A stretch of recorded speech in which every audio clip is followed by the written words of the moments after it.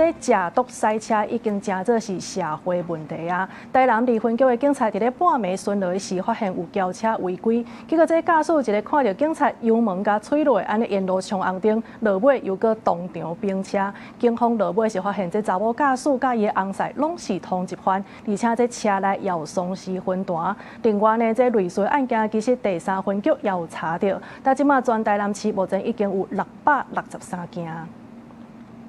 台南市離婚局28半暝2點，在南門路和府前路口巡邏時，發現一台轎車違規倒拐，要過去甲查落來看，這個查某駕駛做賊心內驚，煞油門吹落去，緊駛走。這台着沿路衝紅燈，正向烏白駛，落尾佇清水路段和警察車相撞，當場並車。警方甲車內4個人救出來送醫，加代是輕傷。不過警方調查發現，31歲姓杜的駕駛和因翁攏是詐騙的通緝犯，車內底嘛互敲到強絲分彈。警方就按呢開19張罰單，依法上班。現場同時取獲毒品、煙彈等物，並查出2人為詐欺通緝犯，4人經警詢後，依毒品防治條例、公共危險罪嫌送辦。同一暝3分局警察看到這台轎車沿路顯來顯去，燈光嘛無拍燈，警察隨查落來。迄時姓吳的駕駛精神真痛，身軀閣直直條，手骨若像用毒品注射的分液。落尾警方佇車內查到電子烟，煙彈內底有強絲分彈成分。較含的是閣有創慶機。對此，台南市長黃偉綽建議通強制性要求有證考的駕駛人